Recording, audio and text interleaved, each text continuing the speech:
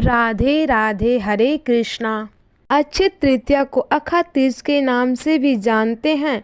बैसाख मास के शुक्ल पक्ष की तृतीया तिथि संपूर्ण भारत में अलग अलग संस्कृतियों में विभिन्न क्षेत्रों में अलग अलग प्रकार से मनाई जाती है। कहीं उसे अखा तीज कहते हैं तो उसे कहीं अक्षय तृतीया के नाम से मनाया जाता है। हर एक क्षेत्र की अपनी अपनी परंपरा है, स्थानीय रीति रिवाज है इस विशेष दिन को मनाने के लिए, लेकिन उन सब के पीछे का एक ही तत्व है और वह है इस दिन की शुभता, यानी कि यह दिन अपने आप में ही अत्यंत मंगलकारी है। तो चलिए आज के इस वीडियो में देखते हैं कि भारत के विभिन्न क्षेत्रों में अक्षय तृतीया कैसे मनाई जाती है, किस प्रकार से अलग अलग विस्तारों में अपनी अपनी स्थानीय परंपरा का पालन करते हुए अक्षय तृतीया का पर्व मनाया जाता है। तो आइए आज का यह विशेष दिन उत्तर भारत, राजस्थान, बुंदेलखंड, मलावा की परंपराएं अक्षय तृतीया वीडियो आरंभ करते हैं। उत्तर और मध्य भारत जैसे कि बुंदेलखंड, राजस्थान, मलावा और बुंदेलखंड के कुछ विस्तारों में अक्षय तृतीया से लेकर पूर्णिमा तक की विशेष उत्सव मनाया जाता है। कुंवारी लड़कियां अपने भाई, पिता, परिवार और गांव के लोगों को हल्दी मिश्रित शगुन बांटती हैं, जिसमें विभिन्न प्रकार के उपहार और मिष्ठान दिए जाते हैं। वह मंगल गीत भी गाती हैं। राजस्थान में इसे वर्षा की कामना से जोड़ा जाता है। यहाँ पर युवतियाँ दल बनाकर घर घर सावन के गीत गाती फिरती हैं और लड़के पतंग उड़ाने की परंपरा निभाते हैं। राजस्थान में अक्षय तृतीया के दिन 7 प्रकार के अनाज से पूजा करने की रीति है, जो समृद्धि और अच्छी फसल का प्रतीक है। मलावा क्षेत्र यानी कि मध्य प्रदेश में किसान नए मिट्टी के घड़े के ऊपर पके हुए खरबूज और आम के पत्तों को रखकर पूजा करते हैं। उनका ऐसा विश्वास है कि इस दिन हल चलाकर कृषि का कार्य आरंभ करने से खेती में बरकत होती है और किसान को साल भर समृद्धि मिलती रहती है। वहीं दूसरी ओर महाराष्ट्र में अक्षय तृतीया को विशेष उत्साह से मनाया जाता है। मराठी पंचांग में उसे उनसा मुहूर्त में गिना गया है, जो कि संपूर्ण वर्ष में अत्यंत शुभ माने गए हैं। परिवारों वाला साफ करने की इस दिन नए कार्य आरंभ करने की होड़ लगी रहती है।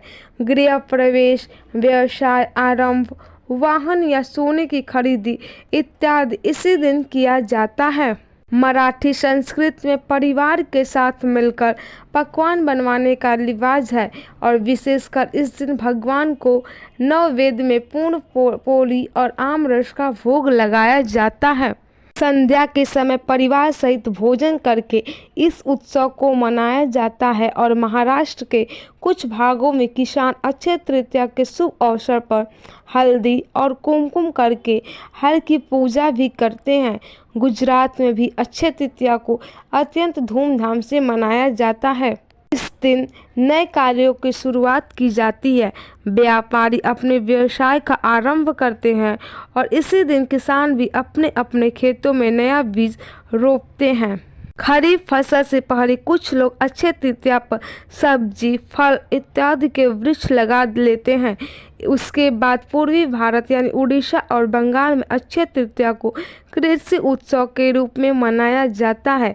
इस दिन को अक्खी मुट्ठी अनुकूल कहते हैं, जिसका अर्थ है मुट्ठी भर धान की शुभ बुआई करना। सुबह सुबह किसान हल और बैल तथा बीजों की पूजा करके खेत में सबसे पहली बार जुताई करते हैं और धान के बीज बोते हैं, जो आने वाले खरीफ मौसम की शुरुआत का प्रतीक माना जाता है। संपूर्ण ओडिशा में यह उत्सव बड़े धूमधाम से मनाते हैं। सरकार और कृषि विभाग भी सामूहिक कार्यक्रम आयोजित करते हैं, जिससे अच्छी फसल के लिए प्रार्थना की जा सके।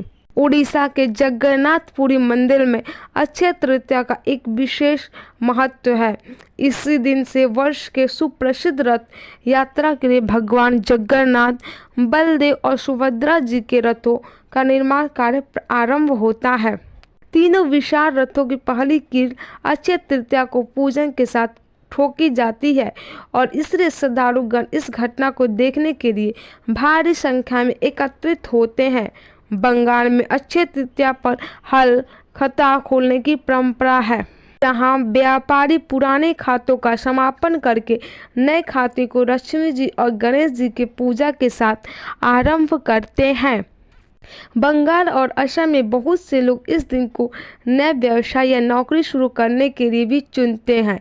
इसके साथ ही गंगा स्नान और देवी लक्ष्मी की पूजा भी बंगाल में की जाती है, क्योंकि वहां पर अक्षय तृतीया के दिन को छोटी दिवाली की तरह धन्य धान्य की वृद्धि से जोड़ा जाता है।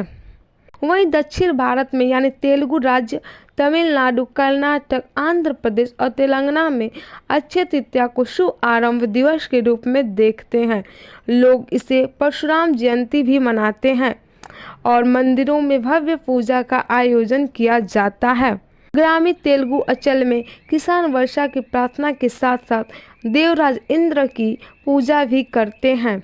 आंध्र प्रदेश के विशाखापट्टनम में स्थित सिंहाचल मंदिर में यह दिन विशेष रूप से महत्वपूर्ण है। वहां के वराह नृसिम्हा स्वरूप मुख्य देवता को संपूर्ण वर्ष चंदन लेप लगा रहता है, लेकिन केवल अक्षय तृतीया के दिन इस लेप को हटाया जाता है और भक्तों को भगवान का सुंदर स्वरूप देखने को मिलता है। हजारों भक्त इस चंदन यात्रा उत्सव में भाग लेते हैं। तमिलनाडु में अक्षय तृतीया को चिथराई तृतीया कहा जाता है। इस दिन लोग नए वस्त्र धारण करके धन की देवी की पूजा करते हैं। कर्नाटक में अक्षय तृतीया पर वधू और वर पक्ष विवाह की बातचीत करना आरंभ करते हैं और इसे शुभ मानते हैं। कन्नड़ परिवारों में इस दिन आम्रफल यानी कि आम और नीम के मिश्रण का स्वाद बांटा जाता है, जैसे गुड़ी पड़वा पर होता है, जिससे कि स्वास्थ्य ठीक रहे। बिल्कुल उसी प्रकार पूर्वोत्तर और धन्य क्षेत्र यानी कि पूर्वोत्तर राज्य जैसे कि असम, मणिपुर इत्यादि में अक्षय तृतीया कृषि और प्राकृतिक उत्सव के रूप में मनाई जाती है।